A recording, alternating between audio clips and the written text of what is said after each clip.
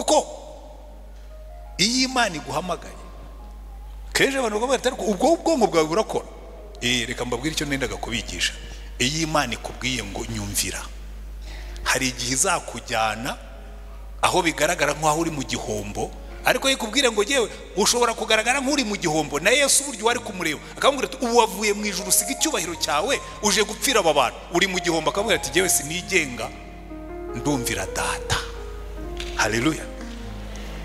Ntavuze setsaho mu Cyongereza maze kuzura na madamu twariyemeje turi abantu bagira gahunda, twiyemeza ko tuzimariya dufite inzu, turayikorera pe, turayipangira, turayiteranyiriza, tuyikuramo, turakuba, turagabanya, ariko twimariya tuyifite. None mbere yo kwimariya, mbere yo gushakana, tujya muri iyo nzu twe babiri, dushima Imana, urakoze, umugambi wacu tugejejeho, none iyi nzu turayiguhaye Imana. Igomba kuba yaricaye mu ijuru ikavuga ati ibu bugoryi bw'abo bantu abarugiye bakoze bwa bugoryi kandi 90 tuyigiyemo, 91 sawa, 92 yiturindiramo ibyo bihe byari bibi, 94 genocide irawa. Maze Imana iritonda iyuzuza abana ku buryo hari umunsi umwana yavuze ati nimugira undi mwana muzana, kereka ni umusayisera muri toilette, nta hantu hasigaye muri iyi nzu ushobora gusasira umuntu akaryama. Abwira Imana ko se Imana ibi none urimo kudukora nibiki? Ngo wa munsi wayimpaga uribagiwe kandi urongeye uribagiwe. Ndabwira Imana sawa, shyiramo tu cyakora uzabagaburire, kandi mbabwiza ukuri yarabagaburiye. Nta munsi nzi twaraye ubusa, nta munsi nzi birukanye umwana mu ishuri, kandi twebwe aho twatwaye twarabarihiriye, nta nubwo twagiye kurushya leta. Icyo rero nenda kubabwira, iyi Imana igutegetse, iyo Yesu avuga ngo ndi umuzabibu, data niwe nyirawo, ishaka ngo ubuzima bwawe bubu bwayo nk'uko umurima w'ibishyimbo bari uwanjye, nkabikoresha uko nshaka, nkabisoromamo imiteja, nkabisoromamo umushogoro, nkabisoromamo ibitonore, nkabisoroma byumye, umurimo bari uwanjye nkawukoresha uko nshaka. Hari ibintu bitatu nshaka kuvuga ku mashami kandi bireba ubuzima bwacu. Ikintu cya mbere, ishami ryose risa n'igiti cyavuyeho. Uje mu muhanda ukabona ishami ry'igiti mu muhanda, uzamenya ngo iri shami ni iry'igiti cy'inturusu. Nubwo ritari ku nturusu rikaba riri hano mu muhanda, uzavuga ngo iri shami ndarizi ni igiti cy'inturusu. Nubona irya sipure uzavuga ngo ndabizi neza iri shami aho ryavuye ni igiti cya sipure. Nubona umubirizi uzavuga ngo iki giti ndakizi, iri shami ryavuye ku giti cy'umubirizi. Ntabwo ushobora gukura igiti cy'umubirizi ku giti cy'umugenge, ntushobora gukura igiti cy'umugenge ku giti cy'inturusu, ntushobora gukura inturusi ku giti cya sipure. Iteka ryose ishami risa n'igiti ryavuyeho. Usa na Yesu, kuko aravuze ngo nge ndi igiti, ndi umuzabibu, umwe muri amashami. Usa na Yesu. Iyo bakurebye bamenya yuko uri ishami rya Yesu, kuko nta kintu cyaba gitangaje, nta kintu cyaba giteye ubwoba nko kujya ku giti cy'inturusu ugasanga gifite amashami y'umubirizi. Bakwibaza ariko iki giti ubu cyafashwe n'amadayimoni? Kandi murabibwira abakristo, murabibwira n'abapastori. Hari igihe tuzagera mu ijuru, uri hari ikintu kimwe abagore bose bakunda, niyo wabyaye umwana usa n'umugabo. Uzi abantu baje bakavuga ngo uyu mwana ngo ni se wagiye aragaruka, umugore yumva avuga ati aho ntawe uzashidikanya se w'uyu mwana. Nine uzabyumva mwe banashakisha ati uyu mwana asa na se pe, bati murebe n'amatwi ye, kandi ubwo ni nyine ubivuga cyo mwana amatwi yose ntasa. Reka rero tuzagere mu ijuru, Karege satungukana abanyaremera. Imana imubaze ngo Karege, aba banyaremera ubakuye hehe ko mbona badasa na Yesu? Sha tuzakorwa n'isoni, ntimuzadushwaze.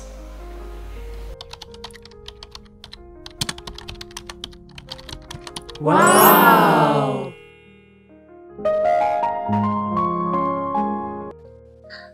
Turabashimiye kandi tubaha ikaze kuba mubashije kwegera hano kuri channel Ikibwirizwa kugira ngo ubashe kumva ijambo ry'Imana.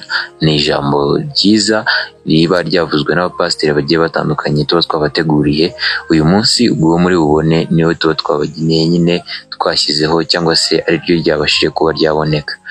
Rero turagusaba kugira ngo uze kuba wakora subscribe, ubundi uze kubasha kuba wakurikira iri jambo, ndetse kugira ngo nanone n'ibyo tuzadushyiraho iryo ari ryose ujye ubasha kuhita uribonera igihe.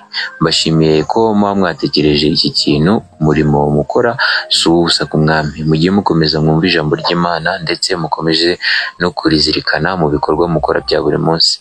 Ndabashimiye rero ku bwabyo, ngaho mukomeze mwumve iri jambo ryiza ryateguwe uno munsi kugira ngo ribashe kukugeraho. Kuba ufunguye ino video ni ikintu gisobanuye yuko iri jambo nawe uri mu barigenewe. Ndagushimiye cyane, ngaho ugira ibihe byiza. Wow! Amina. Buriya muzabyimenyereze nkuko nababwiye dutangira, kuko nijye wigishije icyumweru cya mbere ku iminsi 4. Muri iyi minsi 40 ni iminsi y'agaciro kanini cyane muri Bibiliya, ariko ukuyemo no muri Bibiliya no mu buzima busanzwe. Bavuga yuko iyo umuntu akoze ikintu iminsi 40 akakimenyereza iminsi 40 ijya kurangira byabaye akamenyero. Iminsi 40 ni iminsi y'akamenyero. Niba wimenyereje gusenga ukavuga ngo ku buri munsi nzajya mfata Bibiliya yanjye nyisome iminota 15, ukabikora iminsi 40 udasiba, nyuma y'iminsi 40 uzajya wumva hari akantu kagukomanga ngo kanguka usome Bibiliya yawe, ya minota 15 irageze. Bihinduka umuco, bihinduka akamenyero. Ubwo rero iminsi 40 ni iminsi myiza cyane, ariko ntabwo nera gusubira mu byo twize ku munsi wa mbere, kuko uyu munsi turi ku munsi wa 14. Murabizi intego rusange niyo guhinduka rwose. Dusanga mu Roma ibice 12 tukaba abantu bahindutse. Kibazo gikomeye murambabwira, nzahora mbasubiriramo ningira umugisha nkagaruka hano. Nako nkaba naje hano kuko nta kizambuza kugaruka, ko nta gahunda afite yo gucogora. Ibyo kugwa, ibyo kusubira inyuma, ibyo kugona, byo kuba ingoroji ntabwo mbifite. Oya, nta gahunda afite. Ntaraguye ndi mu myaka 20, 30, 40, 50, sinzagwa nk'abakaba 70. Ibyo byaba ari ubusa. Hari tworoze twaje turi mu waba wararuhiye iki? Waba wararuhiye iki koko? Gusaza nk'icupa ukaba ingoroji. Bambe. Abashaje mwese muraho. Hari abantu turengeje imyaka 60, waba yarasubiye inyuma akaba yaribuka akavuga ngo kera tukiri abasore. Niba uririmba iyo ndirimbo kera twarakoraga, yego, ndenda kukubwira ngo wongere ukanguke no mu busaza bwawe uzaba ufite amakakama n'itoto mu mwuka. Haleluya. Hari ibintu byo gusaza nk'isabune ukagenda usubira inyuma ucogora bazagushaka bakakubura, ntabwo birimo. Tubyemeranyeho.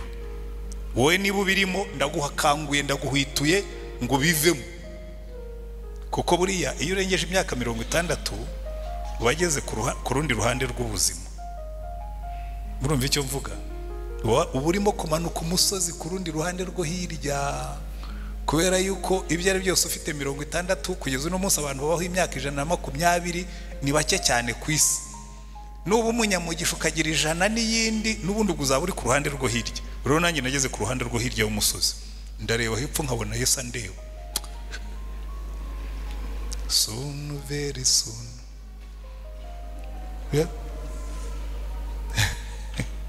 Hari abantu tuba tuyiririmba bifite sanse. Soon, very soon ushobora kuzamubona, kuko kuri 67 ubwo ndi ku ruhande rwo hirya rw'umusozi, maze kurenzaho 17. Ubwo rero urumva ageze kuri pante yo hirya, sibyo pi? Twarambutse turi ku ruhande rwo hirya y'umusozi. Ubwo rero twe tugomba kwigengesera kandi tukagenda tuza aho tujya. Amen. Kandi ibyo sitera ubwo. Ko hari abantu bamwivuze gutyo ngo ariko ngo hari abantu bawumva barihebye ngo bakazana amatera bwo. Jewe nta tera bwo baririmo, ni ukuri k'ubuzima. Tugomba guhinduka. Kandi n'abakiri batoya mugahinduka. Kuko ibintu byo kugenda umuntu agatangira ari mutoya agenda agwa yeguka yongera agwa, amaherezo ushobora kuzagugaherayo. Tugomba kwiyemeza tukaba Kristo bahindutse. Amen. Intego y'iki cyumweru yo iri ku nyigisho aho Yesu yagiye avuga ngo ndi. Buriya rero ririya jambo Yesu yagiye avuga ngo ndi umugati w'ubuzima, ndi umucyo w'isi, ndi mwungeri mwiza, ndi irembo ry'intama, ndi. Ririya jambo ryateraga abayuda umujinya, cyane cyane abafarisayo n'abanditsi n'abatambyi, kubera ko niryo jambo Imana yari yarakoresheje yivuga ubwo yibwiraga Mose. Mose yabajije Imana aribwa ati ariko kurimo kuntuma ngo ngende njye kureba bene wacu, ukambwira ngo uri Imana ya ba data, Imana ya basogokuru, Imana ya Aburahamu na Isaka na Yakobo, nzababwira ko witwa nde?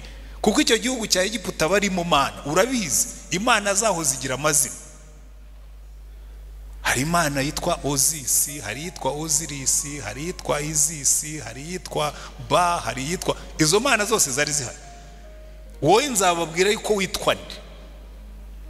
Aramubwira tuzagenda ubabwire ngo nitwa ndi. Uretse ko mu Kinyarwanda banditse ngo ndiho, mu Cyongereza I am, mu Gifaransa je suis. Mose aramubwira ati ariko uri je suis, uri nde? Ubu umuntu yakomanga ku irembo ukamubaza ngo ninde, ngo ni ndi. Aramubwira ngo nduwo ndiwe. Zababwire gutyo. Ariko Yesu we yaraje ntiyavuga ngo nduwo ndiwe, ahubwo atubwira uwo ari we. Inshuro indwi, icyo nacyo mu byarakazaga abayuda, nuko inshuro indwi biba bivuga ngo biruzuye ntibishidikanywaho, ni umwuzuro w'Imana. Inshuro indwi Yesu aravuga ngo ndi. Muri Yohana ibice 6 aravuga ngo ndi umugati w'ubuzima. Muri Yohana ibice 8 akavuga ngo ndi umucyo w'isi. Muri Yohana ibice 10 akavuga ngo ndi umwungeri mwiza. Muri Yohana nanone muri ibyo bice akavuga ngo ndi irembo ry'intama. Muri Yohana igice cya 11 akavuga ngo ndi ukuzuka n'ubugingo. Abayuda bakavuga ati uyu mugabo hora yigereranya. Muri Yohana 14 akavuga ngo nige nzira, ndi inzira n'ukuri n'ubugingo. 15 ariho turi bwigiye uyu munsi akavuga ngo ndi umuzabibu mwiza. Abayuda bakavuga ati uyu mugabo yigereranya n'Imana. Iyi ndi turayizi nyirayo, iri zina turarizi, uryitwa turamuzi. None uyu mugabo nawe araje amwigeretseho. Uriya cyatumaga Paulo batoteza abakristo ni icyo ngicyo. Bati uriya mugabo yaraje yita Mesiya, araza yita Imana. None aba bayobe, aba baswa baramukurikiye. Atangiye kubatoteza bukeye yari mu nzira, Imana imukura imboneranye ku maso iramubwira ngo erega Paulo byitondemo, ntushobora gutera imigeri ku macumu, ushobora gutera imigeri ku mihunda. Uyu nguyu urwanya ndiwe, ndi umwami, ndi Yesu w'i Nazareti utoteza. Paulo aravuga ati mwami ndayamanitse, nakoraga ibyo ntazi. Hari abakristo njya numva badasoma Bibiliya neza, bavuga ngo ariko ngo nanjye Imana izaze interura inkubite hasi nk'uko yakubise hasi Paulo. Yego kubite hasi se uri murayikorera iki? Paulo we biriya yakoraga yumvaga arimo gukorera Imana. Ntabwo Imana izaza kugushyiraho agahato, agakiza niwo ukavanamo inyungu yo kubwayo, ubundi nta nyungu igufitemo uretse urukundo rwayo. Harubwo bumva abantu bavuga ngo ariko ibyo bintu by'Imana, ngo ibyo ngo Imana muba muvuga. Imana nta nyungu nanjye yigufitemo uretse kwidukunda. Ubundi ufite inyungu mu Mana ni wowe. Harubwo ngiye mbona n'abanyarwanda twebwe rimwe na rimwe sinzi n'ukuntu tutabibona. Buriya niba ari w'igihugu cyagombye no kwishingikiriza ku Mana ni twebwe. Icyambere turi igihugu gitungwa n'ubuhinzi. Iyi imvura itaguye abantu baragwira ngo abanyarwanda batungwa n'ubuhinzi. Ntabwo abanyarwanda batungwa n'ubuhinzi, abanyarwanda batungwa n'imvura. Iyi imvura itaguye nta buhinzi bubaho. Hari ubwo mwari mwabona? Kandi kugeza uno munsi no mu bahanga ntawe uramanura imvura. Dushatse twajya tubwira Imana ngo Mana ujye utubabarira, miliyoni 14 zitungwa n'imvura. Ntabwo twe dutungwa n'ubuhanga bwacu, dutungwa n'ijuru, dutungwa n'imvura, dutungwa n'Imana. Rero nicyo nkundira basogokuruza bari barabimenye, biyita bene Imana. Bakajya barimba ati twebwe turi bene Imana, Imana yirirwa handi irimo kudushugurikira igataha i Rwanda nkabiye bakundira. amen. Ari umwaretse tukongera tukibera bene Imana. Iyi Mana kwidukunda, iyi Mana kwiduha imigisha, mwaretse natwe tukayiyoboka tukaba bene Imana. Halo, ko mucecetse cyane? Kandi umuririmbyi umwe yaririmbye ngo bene Imana nibo bene imigisha. Haleluya. Abo ni Abanyarwanda, bene Imana, bene imigisha. Uyu munsi rero tugiye kureba iyi nyigisho ivuga ngo Yesu, Yohana 15 mugiyeyo kuko turiga duhereye kuri icyo gice, na Zaburi ya mbere iza kugishyigikira. 15 kuva ku murongo wa mbere nubwo basomye kugeza ku wa 8, kandi iryo kosa n'igihe bari bakoresheje kuko ubundi bari bagejeje kuri 17. Naje kubibona nyuma yuko nanjye mu kwandika nabagarukirije hafi, ariko ntacyo bitwaye kuko Bibiliya murayifite. Turareba dushingiye ku mirongo 4. Umurongo wa mbere uravuga ngo ndi umuzabibu kuri kandi data ni nyirawo uwuhingira. Iyo ni interuro ya mbere turi bwigeho. Interuro ya kabiri iri mu murongo wa 5. Umurongo wa 5 uravuga ngo nige muzabibu namwe muri amashami.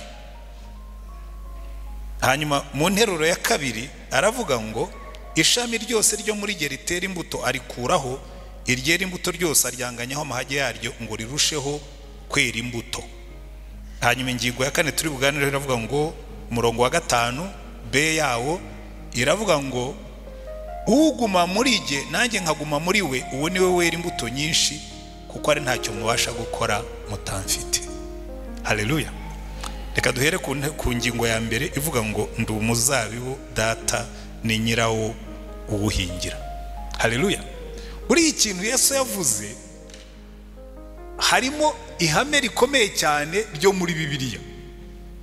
Iyo umuntu avuze ngo uyu murima ni uwanjye, haleluya, ibi bishyimbo ni ibyanjye, nshobora kubisoroma umushogoro, nshobora kubibika nkazabisoroma imiteja, nshobora kubireka nkazabisoromamo ibitonore, nshobora no kubireka bikuma nkazabisoroma byeze, biba ari ibishyimbo byanjye. Haleluya. Igiti kiri mu murima wanjye nshobora kuza nkafata icyemezo nkavuga ngo iki giti ndagitema cyangwa ndakirekera aha ngaha, ndagikokoraho amashami, ndagikoresha icyo nshaka ko ni igiti cyanjye. Iyo se avuga ngo jyewe ndi umuzabibu data ni nyirawo uwuhingira, ni ukuvuga ngo jyewe ndi uw'Imana, ndi uwa data, ankoresha icyo ashatse, ankoresha uko ashatse, antegeka uko ashatse. Haleluya. Iki rero ni ikintu gikomeye cyane, ni ihame rikomeye. Kenshi turabivuga ariko ni ihame ritubwira ngo umuntu ushaka gukurikira Yesu, agasa na Yesu, agahinduka nka Yesu, agomba kwiyegurira Imana ikamutegeka wese akaba uwayo. Hari igihe njya mbwira umwuka nkawereka umwuka wera kuki udakora nk'abadayimoni. Dayimoni uyibwiye ngo ndakwiyeguriye ndaba uwawe unkoresha, umva, dayimoni izagukoresha ikubuze gusinzira, ikubyutse kare, ikuryamisha utinze. Abakorera Satani ntibajya bahumeka. Imana ikavuga ngo ya kibe ntabwo nkora nka Satani nyine, wowe nunyemerera nzajya nkukoresha muri limite zaho nagennye, sinzakunaniza, sinzakwikoreza imitwaro utabasha, ariko nzagukoresha. Nageze aho rero ndabyemera, kuko ubundi iyo dushaka ko Imana idufata nkuko Satani, tuba dushaka ngo tugire imbaraga z'umurengera. Mwuka wanyinjiye mukankoresha abantu bakabibona ko mfite imbaraga. Imana ikavuga ngo ya ntabwo nzaguha umwuka wo kwiyamamaza no kwigaragaza, nzaguha uwo kunkorera ungana n'ibyo nagutumye, ariko wemere aba ari igihe ugutegeka. Haleluya. Buriya Yesu abisubiramo kenshi akavuga ngo igituma data nkunda nuko iteka ryose nishimira gukora ubushake bwe. Turaza kubibona tugiye kurangiza. Igituma data nkunda nuko nishimira gukora ubushake bwe. Ushaka gutura mu gikundiro cy'Imana, muri favor. Numvise muri no minsi ijambo favor rigezweho, maze kumva abana bagera nko kuri bangahe bitwa ba favor. Igikundiro cy'Imana, ugatura muri favor. aho Imana itangira umugisha irakubwira ngo nushaka gutura muri favor yanjye mu gikundiro cyanjye jya unyubaha ujye unyumvira. Haleluya. Ariko ubundi ikintu cya mbere kiranga umukristo wahindutse aririmba nk'aba muririmbyi untwaro ntwaro ntwaro ntware Yesu mwami Yesu ntegeke untwaro ngiri imbata yawe mwami Yesu ntege. Uyu rero ni umuntu warabyumvise neza akavuga tumva rero umwami Yesu ndakwemereye mbe imbata yawe ube nyiri umuzabibu ngewe mbe umuzabibu wawe. Haleluya. Ko niko guhinduka tugasa na Yesu. Rero hari igihe tubivuga ngo ngewe rwose ngo umwami Yesu ntwaro akabwira ati ndaje ngutware tu otoya akariro gake na feri. Nyambibwira abantu kera urero ngewe ndi umuntu w'intagondwa mubwa kamere yanjye buriya ntabwo munzi ngewe ndi intagondwa ndi umu extremist ariko utari mu bibi. Ntabwo ngewe njya mu extremist mu bibi ndanabihunga ariko extremist mu byiza. Noneho maze gukizwa ndeba ukuntu Yesu yankunze ndeba ukuntu yambabariye ndeba ukuntu yandinze ndeba ukuntu naho ngira rero Yesu nandika ibaruwa. Wewe wari wandikira Imana ibaruwa?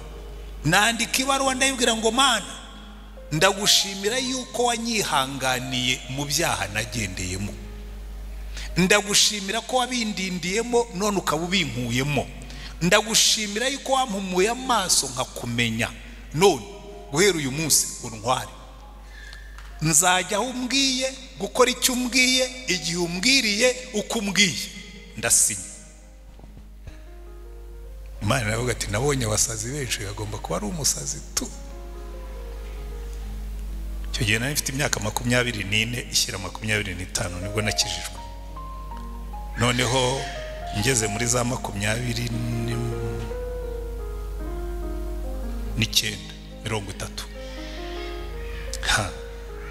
Imana sinzi ahantu yaturutse nibonera akazi.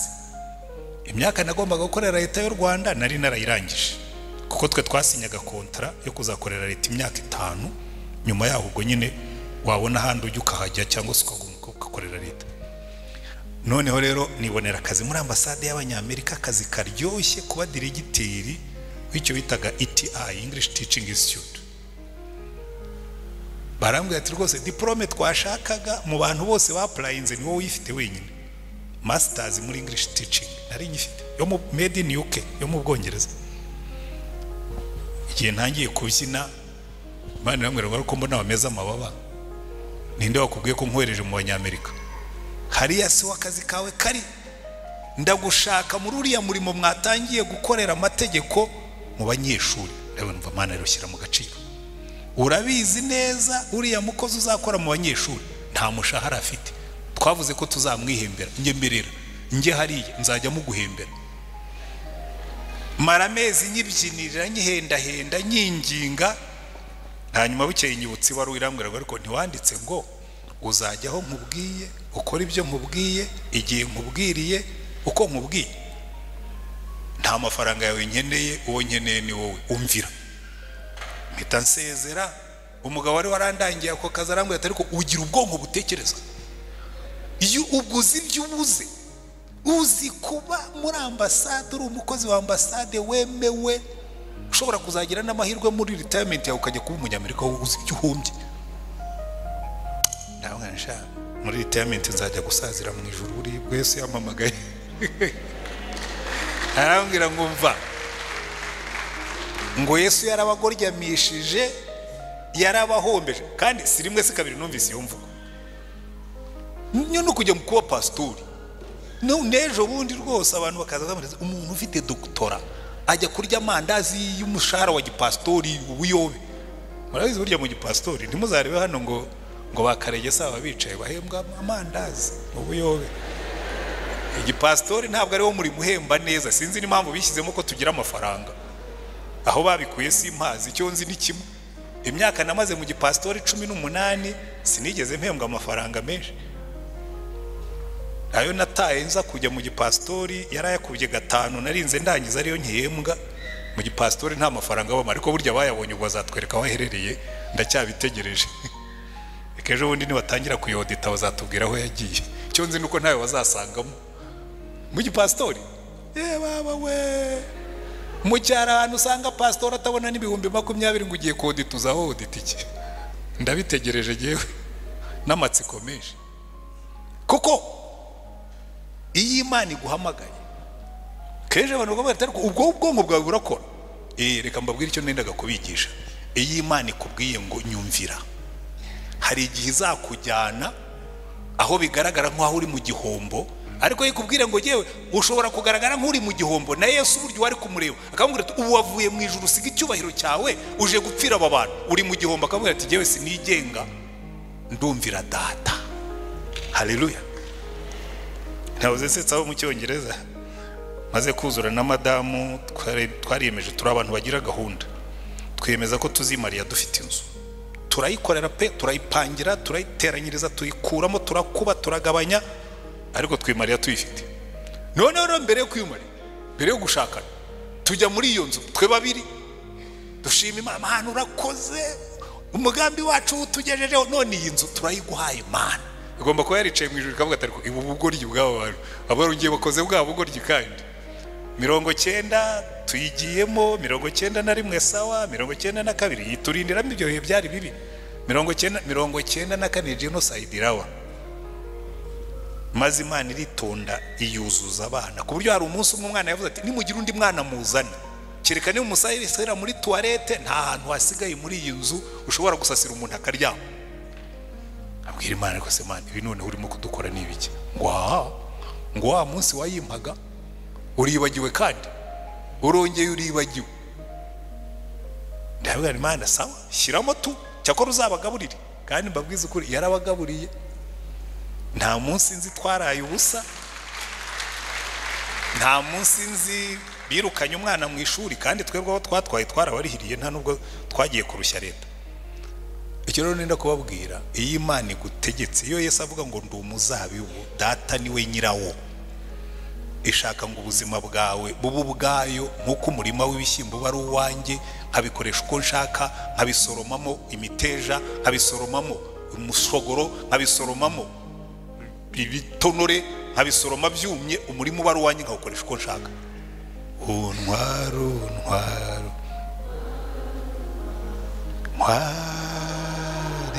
Yesu, Mwami Yesu ntegeke, untwarungire imbata yawe Mwami Yesu ntegeke. Ingingo ya 2 iravuga ngo ku murongo twamaze kubona ngo jewe ndi umuzabibu mwe muri amashami. Murongo wa 5, je ndi umuzabibu mwe muri amashami. Hari ibintu bitatu nshaka kuvuga ku mashami kandi bireba ubuzima bwacu. Ikintu cya mbere, ishami ryose risa n'igiti cyavuyeho. Uje mu muhanda ukabona ishami ry'igiti mu muhanda, uzamenya ngo iri shami ni iry'igiti cy'inturusu. Nubwo ritari ku nturusu rikaba riri hano mu muhanda, uzavuga ngo iri shami ndarizi ni igiti cy'inturusu. Nubona irya sipure uzavuga ngo ndabizi neza iri shami aho ryavuye ni igiti cya sipure. Nubona umubirizi uzavuga ngo iki giti ndakizi, iri shami ryavuye ku giti cy'umubirizi. Ntabwo ushobora gukura igiti cy'umubirizi ku giti cy'umugenge, ntushobora gukura igiti cy'umugenge ku giti cy'inturusu, ntushobora gukura inturusi ku giti cya sipure. Iteka ryose ishami risa n'igiti ryavuyeho. Usa na Yesu, kuko aravuze ngo je ndi igiti, ndi umuzabibu mwe muri amashami. Usa na Yesu. Iyo bakurebye bamenya yuko uri ishami rya Yesu, kuko nta kintu cyaba gitangaje, nta kintu cyaba giteye ubwoba nko kujya ku giti cy'inturusu ugasanga gifite amashami y'umubirizi. Bakwibaza ariko iki giti ubu nticyafashwe n'amadayimoni? Kandi murabibwira abakristo, murabibwira n'abapastori, hari igihe tuzagera mu ijuru. Buriya hari ikintu kimwe abagore bose bakunda, niyo wabyaye umwana usa n'umugabo. Uzi abantu baje bakavuga ngo uyu mwana ngo ni se wagiye aragaruka, umugore yumva avuga ati aho ntawe uzashidikanya se w'uyu mwana. Nine uzabyumva mwe wanashakisha ati uyu mwana asa na se pe, ati murebe n'amatwi ye, kandi ubwo ni nyine ubivuga cyo mwana amatwi yose ntasa. Reka rero tuzagere mu ijuru Karegesa atungukana abanyaremera. Imana imubaze ngo Karege, aba banyaremera ubakuye hehe ko mbona badasa na Yesu?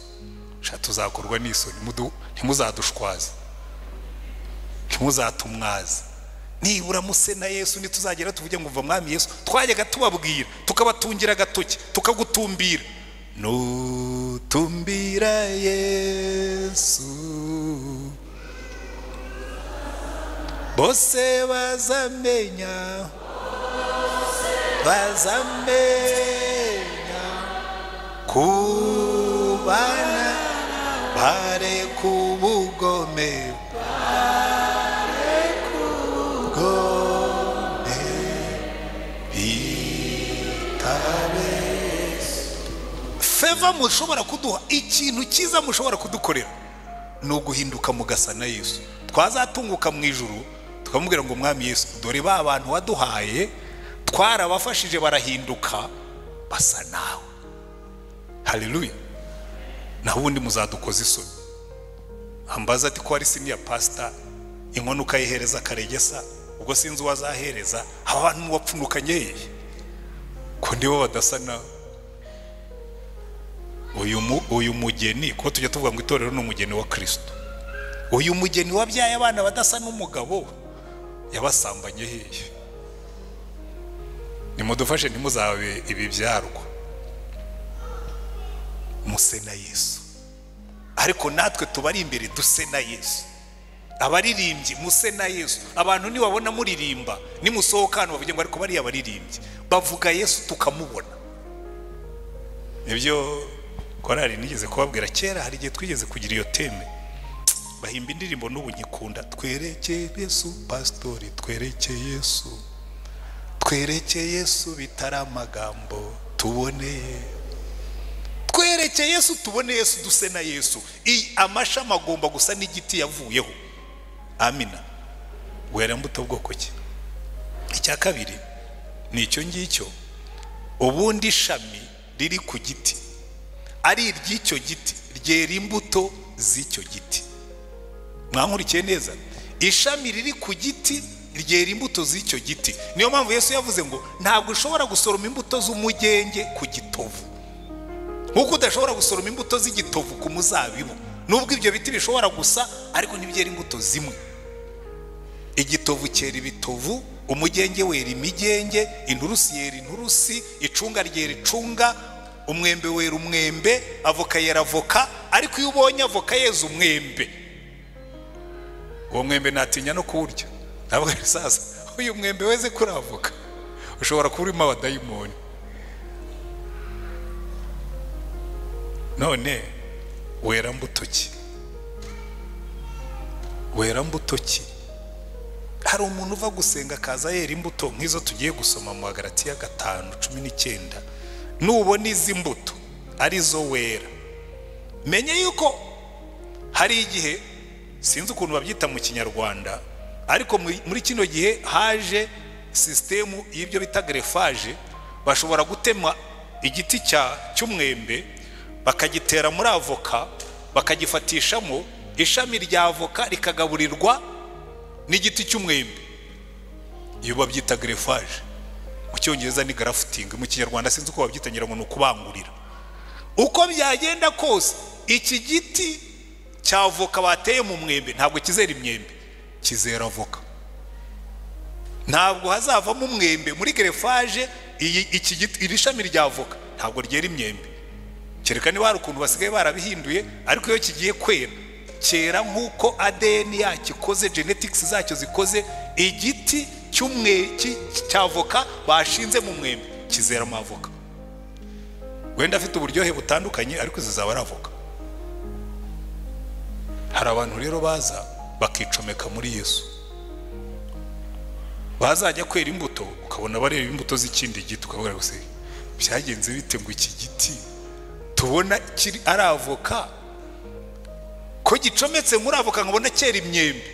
Nawe yaraje aricomeka ariko ntiyabanje guhinduka ADN ye. Niyo mpamvu Yesu yabwiye Nikodemu, arabwira ngo Nikodemu, niba ushaka kujya mu ijuru, niba ushaka kwera imbuto z'ijuru, ugomba kubanza ukavuka ubwa kabiri, ku bw'amazi n'umwuka. Warangiza wagucomeka muri Yesu ukajya wera imbuto za Yesu, kuko warabanje Yesu yinjira muri wowe, uba muri Yesu, uri uwa Yesu. Hari abantu rero bakubwira ngo ariko jyewe ngo ibyo bintu muvuga ngo jyewe narabatijwe, narakomejwe. Ubwo winjiye muri Anglikani. Kwinjira muri Yesu binyura mu yindi nzira, ni ukwihana ibyaha, ukemera Yesu nk'umucunguzi n'umwami wawe, ugafata icyemezo cyo kujya umwumvira muri byose, akagutegeka, ukaba ucometse muri Yesu, ukera imbuto za Yesu. Naho ubundi umva baratubwira ngo murongo wa 19 mu Magalatiya, imirimo ya kamere iragaragara, ni ugusambana, gukora ibiteye isoni, iby'isoni nke, gusenga ibishushanyo, kuroga, kwangana, gutongana, ishyari, umujinya, amahane, kwitandukanya, kwirema ibice, kugomanwa, gusinda, ibiganiro bibi n'ibindi bisa bityo. Niba wera imwe muri izi mbuto, menya ko wicometse muri Yesu, ariko uri ishami ry'ingurukira, ntabwo uri irya Yesu. Uteye mu giti cya avoka ariko uri murera imyembe, ariko niba n'imyembe iraribwa, sibyo? Ihane, kuko amashami yera imbuto z'igiti yakuweho. Icya gatatu kijyanye n'amashami, amashami yose akura ubuzima bwayo mu giti. Ishami iyo uritemye rikava ku giti, ubwo riba rirangiye, riba rigiye kuma. Kereka iyo urigiriye neza, wenda ari nk'umuyenzi cyangwa umuvumu n'ibindi bene ibyo biti, utema ishami waritera rikamera, nabwo ukabanza ukarishinga mu butaka, rikabona aho rikura ubuzima. Naho ubundi ishami ritari mu giti riruma. Tugomba kuvoma ubugingo bwacu muri Yesu. Ubugingo bwacu tubukura muri Yesu, niyo mpamvu tugomba kuguma muri Yesu. Ndaza kubabwira uburyo tugumamo. Utagumye muri Yesu ntabwo ushobora kubaho mu buryo bw'umwuka, urapfa. None mbabaze, musanandi, halo, usanandi, wera mbuto ki? Ni iza kamere cyangwa ni iz'umwuka? Kandi buri wese yitekerezeho. Umwanya ndaza kubabwira icyo tubikoresha. Ingingo ya gatatu, Yesu aravuga ngo ishami ryose ryera imbuto. Uyu murongo ndawukunda cyane. Ishami ryose ryera imbuto. Umurongo wa kabiri, ishami ryose ryo muri rye ritera imbuto arikuraho, iryera imbuto ryose aryanganyaho amahete yaryo ngo rirusheho kwera imbuto. Aha, ishami ryera imbuto baryanganyaho amahage. Abantu babaye mu bintu by'ubuhinzi nibo bari bubyumve. Twebwe twatunze ikawa, twakuriye muri peyizana, twari dufite igipimo cy'ikawa kinini. Ikawa hari igihe hazaho ibintu by'ibishami, abagoronome babyitaga ngo ni ibiguruma, mu kinyarwanda bakabyita ngo ni ibisambu. Ikiguruma rero kiba gisa neza pe, ukabona kiratoshye, kirasa neza, kiriho n'ibibuto by'ikawa. Agoronome akaza akabireba ati kiriya kibyibushye, kiriya cy'igisambu mu gikati, wezi ko ari ishami ryiza risa neza, atoya kiriya mu gikati, kiriya ni igisambu, n'ibyo kizera bizaba ari ibihuha mu gikati. Byo nibyo bita, ibyo Yesu yavuga ngo kwanganyaho amahage. Imana ikavuga ngo umukristo wese ushaka kwera imbuto izamwanganyaho amahage, kandi amahage abasa neza pe. Amahage abasa neza. Hari ibintu Imana ishaka kwanganyaho mu buzima bwawe. hari abantu mugendana bakunyunyuza imbaraga z'ubugingo, abo ngabo ikavuga ngo aba ni mu bakate. Hari ibintu bamo bitagira inyongera agaciro mu bugingo bwawe, ati ibi nabyo bikate kugira ngo iby'umwuka bibone umwanya. Hari ibintu wirirwamo bitakugirira umumaro mu buryo bw'umwuka, aho ati ibi nabyo turabikata. Kabaze mwami ko gisa neza. Mbabwire ibintu bimwe mushobora gukata, kuko gihe nanjye hari ibyo ndimo gupruninga byo gukata. Telefone, buriya telefone mu bintu ndimo gukata, nshaka gukata ndetse kurushaho. Narabanje nkata telefone iyo tugiye gusenga, sinkijyana telefone aho dusengera, kuko urabizi hari igihe tuba tugiye gusenga, twebwe buri mugoroba turasenga tugasoma Bibiliya, noneho ugasanga natwaye telefone, bakambwira ngo rwose ngo mwahagaritse ibyo ngibyo urimo kumva tugasenga. Ndabona iki kivuna muheto gisigaye njya gusenga kikandangaza. Iyo bavuze ngo tugiye gusenga, ndagitwara nkagishyira mu cyumba farawe, nkafata Bibiliya, indirimbo nkaririmbira mu gitabo. Kubera iki? Ndimo ndapruninga ibirangaza igihe cyo gusenga. Kandi mwese mwicayemo hano, ndahamya ntashidikanya ko bamwe mushobora kuba mubura n'igihe cyo gusenga, mwabonye igihe cyo kujya kuri YouTube mutanumva n'ubutumwa bwiza, ahubwo murimo kumva ubusesenguzi. Ega nanjye ibyo ndabivuga kuko biri mu byo ndimo gupruninga, biri mu byo ndimo gukata. Ubusesenguzi akenshi nibyo tuba twumva, ntabwo ari nibyo mu Rwanda. Urimo urumva amatiko y'abapastori ngo bagize gutye, urimo urumva aho M23 igeze, nturi n'umukongomani, urimo urumva. Nawe ugasanga igihe kinini turakimara mu bintu bidafite inyongera agaciro mu bugingo bwacu. Ukumva ubusesenguzi bwo kuri Maris TV, ukavaho ukajya kumva ubwo kuri Mama Rwagasabo, ukajya kumva ubwo kuri, ugasanga urahinduranya ngo wumve icyo buri wese yavuze ku kintu kimwe, kandi nta nyongera agaciro mu bugingo bwawe bifite. Pruninga, kata, gabanya, ubonera umwanya igihe cyo gusoma ijambo ry'Imana, ubonera umwanya igihe cyo gusenga. Abandi muricaye kuri Instagram, abandi muri kuri X, amasaha abantu bata kuri Instagram bachatinga kuri nanjye kuvuga ngo kuri YouTube ntabwo wayichatinga icyo kora woherezaho ama message. Abantu bakicara ukamara amasaha, warangiza unaniwe uhondobera ngo musenge magufi tujye kuryama. Imana uyihaye ibisigazwa by'igihe, ibidafite umumaro wabihaye igihe cyiza. Halo, kata, pruninga, kuraho. Nyamara ibyo mbabwira bifite ishingiro. Ariko rero gukata burya birasharira. Uzi hari igihe bajyaga bakata ikiguruma nkabukibona kiriho ibitumbwe by'ikawa byinshi, agorono bati kiriya mu gikate, ariko se ko kiriho ibitumbwe byinshi, buriya ntitwari kuzakuramo umufuka w'ikawa. Ati biriya byose biriho ni ibihuhwe, kata.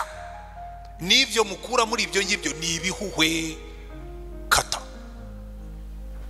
Ngaho abakunda X, abakunda WhatsApp, abo kuri Instagram, mukate, mubonera Imana umwanya.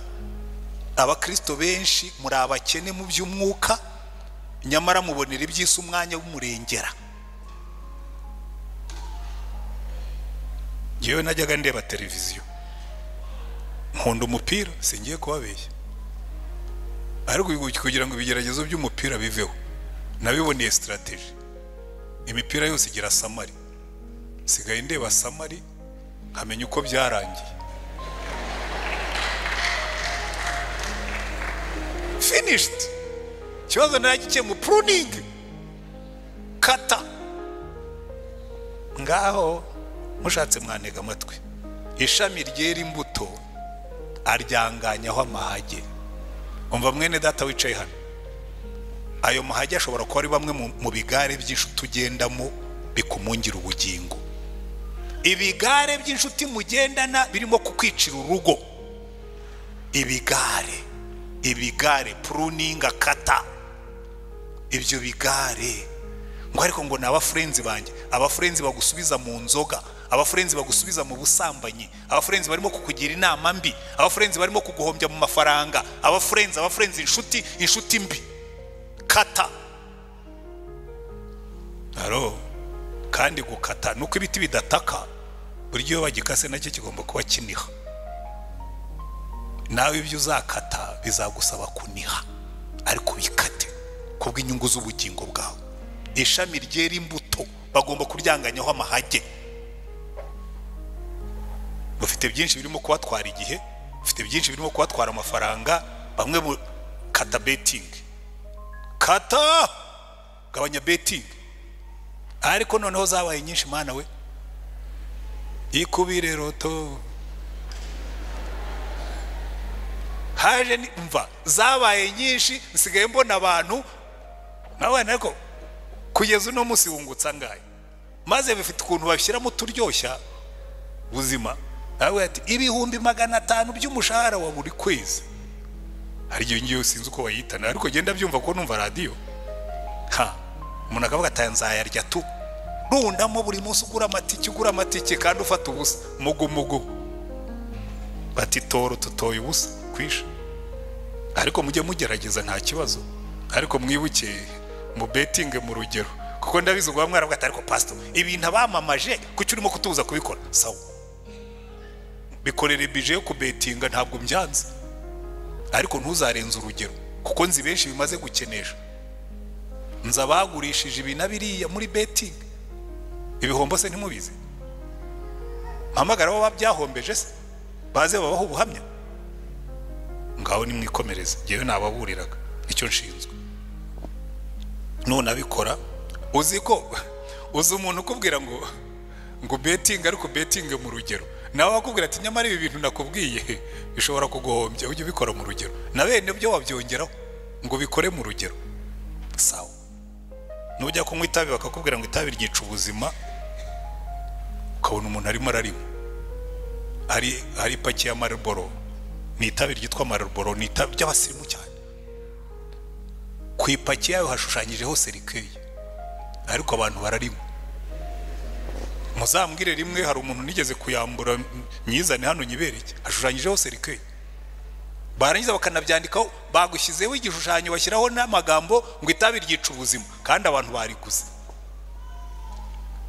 Pruninga, gabanya karindi k'itabi, gabanya karindi k'inzoga, gabanya ibigare by'abantu batakubakira, gabanya na betting. Jewe aba bettinga ntibazabimpore, ni mugabanye. Niba mwanze kubireka nibura ni mugabanye, mwe guhombya urugo. Uzi kubona abana bawe bararusa wa betinze 10,000 bikagenda. Irya nyuma reka nsoze. Dame rya nyuma riravuga ngo nimuguma muri jye nanjye nkaguma muri mwe. Umurongo wa 5 aravuga ngo uguma muri jye nijye muzabibu namwe muri amashami. Uguma muri jye nanjye nkaguma muri we, uwo ni we wera imbuto nyinshi, kuko ari ntacyo mubasha gukora mutamfite. Kuguma muri Yesu tugumamo dute? Ye gumamo muri Yesu, gumemo agira Yesu, gumemo aragukunda, gumemo. Amina. Gumamo aravuga ngo uguma muri jye niwe wera imbuto nyinshi. Tugoma muri Yesu dute? Mu Bakolosayi ibice 2 murongo wa 6 n'uwa 7 baratubwira ngo, reka mpasome kuko nagiye nigisha hamwe ntasoma. Uwa 6 n'uwa 7 baravuga ngo nuko rero nkuko mwakiriye Kristo Yesu umwami wacu, aba ariko mugendera muri we, mushoreye imizi muri we kandi mwubatswe muri we, mukomejwe no kwizera nkuko mwigishijwe, mufite ishimwe ryinshi risesekaye, mushoreye imizi muri we. Gushorera imizi muri Yesu akaba ari ukomerera, akaba ari ukuri bigutunga, ukaba ujye vuga ngo jewe mvoma muri Yesu, nshoreye imizi, nashoreye imizi muri Yesu. Niyo mpamvu Zaburi ya mbere iravuga ngo hahirwa umuntu utera imbuto mbi, hahirwa umuntu utajya mu nama y'ababi.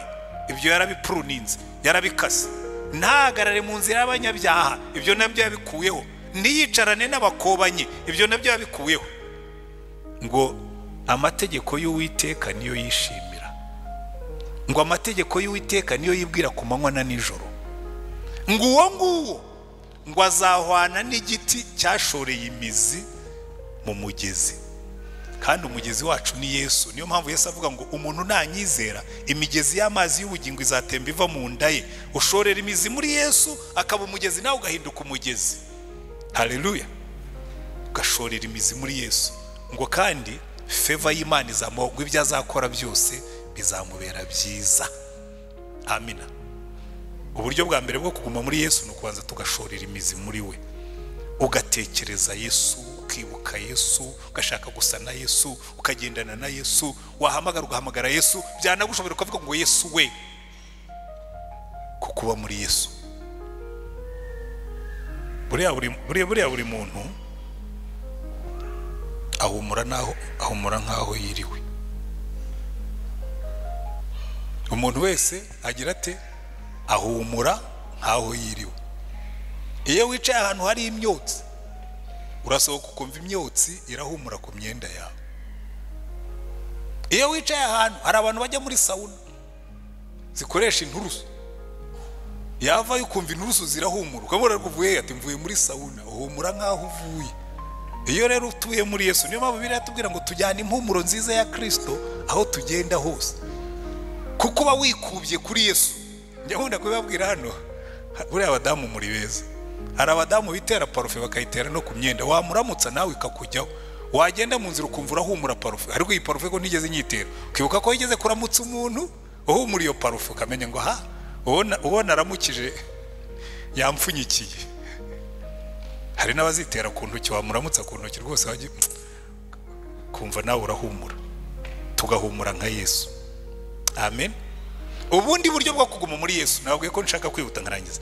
Ubundi buryo bwo kuguma muri Yesu, mugarake hano aho twari turi muri Yohana 14, aratubwira ku murongo wa 10, reka mbere ku wa 7. Murongo wa 7 aravuga ngo nimuguma muri je, amagambo yanjye akaguma muri mwe, musabe icyo mushaka cyose muzagihabwa. Ku murongo wa 10 akavuga ngo nimwitondera amategeko yanjye muzaguma mu rukundo rwanjye, nkuko nanjye nitondeye amategeko ya Data nkaguma mu rukundo rwe. Ku murongo wa 14 akavuga ngo muri inshuti zanjye nimukora ibyo mbategeka.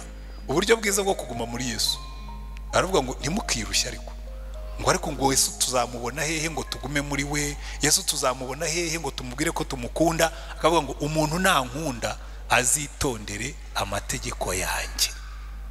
Amen. Harimuza ariko je nkunda Yesu, ukamubwira ko nde utagenda nkukunda Yesu. Ariko ntimukaducira urubanza kutagenda se nkukunda Yesu. Ukunda Yesu yumvira amategeko ye, niko yavuze. Haleluya. Akatubwira ngo umuntu nankunda azitondera amategeko yanjye.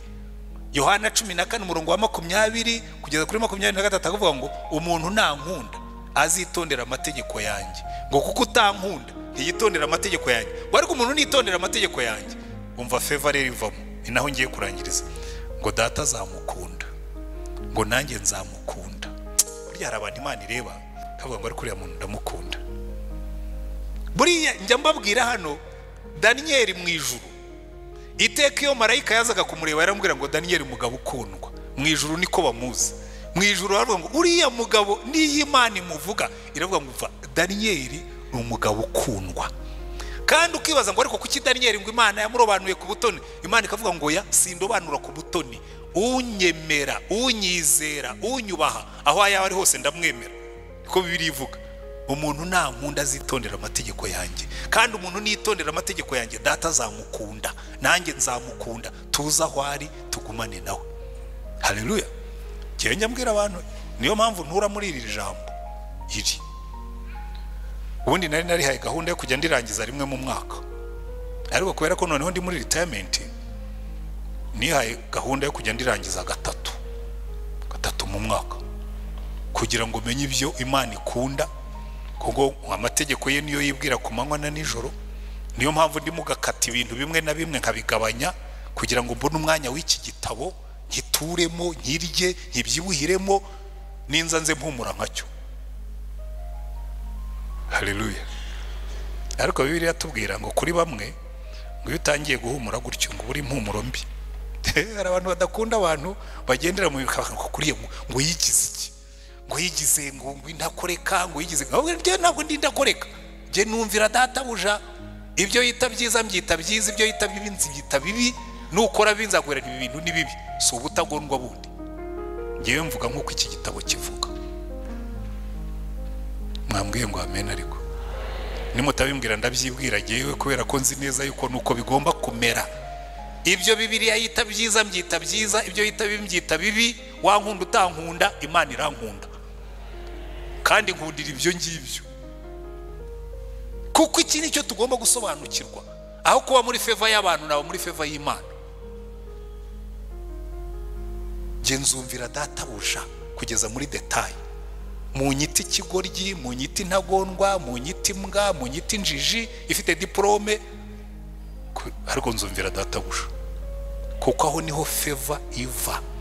Aravuga ngo umuntu nitondera amategeko yanjye 14 muri inshuti zanjye nimukora ibyo mbategeka nzaba ndi inshuti ya Yesu. Ubwo bucuti burampagije, nyuzwe n'ubucuti bwo mu ijuru. Amen. Kandi ikindi kivamo favor, umurongo wa 7 aravuga ngo nimuguma muri ijya amagambo yanjye akaguma muri mwe, musabe icyo mushaka cyose muzagihabwa. Icyo gihe uba uri muri favor. Niyo Imana itabiguhaye irakubwira ngo mwana wanjye ihangane, igihe cyo kwarura ntikiragera, ndacyatetse. Ariko hagati aho ngaho ubuhugiye muri ibi ngibi, ubuhugiye mu rukundo rwanjye. Amen. Ukicara mu rukundo rwayo, hanyuma Imana ibaha umugisha. Ariko reka dusoze kwibaza ngo icyambere, Yesu ni umuzabibu, twe turi amashami. Wera mbuto z'ikihe giti? Usa na Yesu cyangwa usa n'isi? Ese wera mbuto ki? Ni iz'umwuka cyangwa ni iza kamere? Niba wumvise umwuka w'Imana akubwira ngo uyu munsi hari ibintu bigomba guhinduka, imuka ku giti wari uteweho, uvuke ubwa kabiri, ujye muri Yesu. Niba hari ikintu Imana yakubwiye ngo ariko biriya bintu bavuze nawe hari ibintu ukwiye gukata birimo kukuyongobeza ubugingo, inshuti zawe mbi, ibigari ugendamo, telefone na byinshi dusangamo, ni igiki ugiye gukata mu bugingo bwawe kugira ngo ubonere Imana umwanya uhagije wera imbuto za Yesu? Niba hari icyemezo wafashe, zamura ikiganza ubwira Imana ngo numvise ijwi ryawe kandi ndumvira. Mukiza numvise ijwi ryawe ry'imbabazi,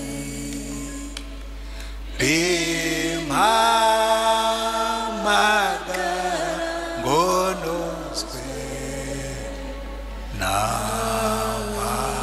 n'amaraso yawe. Nditabye Yesu, ndaje mukiza,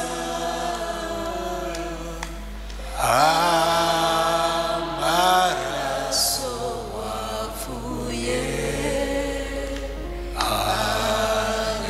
anyoza. Zamura ikiganza aho uri dusenga Imana. Turagushimye Mwami wacu Yesu Kristo, ibi biganza tuzamuye imbere yawe ni ibiganza bikubwira ngo hari ibyo tugiye guhindura mu buzima bwacu, hari ibyo tugiye kugabanya byaturyaga igihe bikadutwara umwanya kugira ngo dushobore kukubonera umwanya uhagije, hari ibyo tugiye gukora tutakoraga kugira ngo dushobore kwera imbuto wishimira, hari n'ibyo tugiye kureka, turihannye tubivuyemo, utweze udutunganye, nurangiza utwambike imbaraga z'umwuka kugira ngo tuba amashami akwiriye y'umuzabibu mwiza. Rambura ikiganza ufata aba bantu bose, imbaraga z'umwuka wera zimanukira aha hantu muri iyi minsi turimo Mana, muri iyi minsi 40 turimo gusenga. Hembura umurimo wawe, iri teraniro ryose urihembure, uriteremo inzara irenze iyo bari bafite, uriteremo inzara yo kugukunda, ubiteremo inzara yo kugushaka, ubiteremo inzara yo gutungwa nawe, ubiteremo inzara yo kugendera muri wowe. Nurangiza imbaraga zawe zikora ibitangaza aho tugenda hose, tujyane impumuro nziza yuko twari imbere yawe. Uhabwe icyubahiro, ubu bwoko bwawe buhabwe umugisha, kandi natwe duhesha abandi umugisha aho tugenda hose, mu izina rya Umwami wacu Yesu Kristo, amen. Imana ibahe umugisha.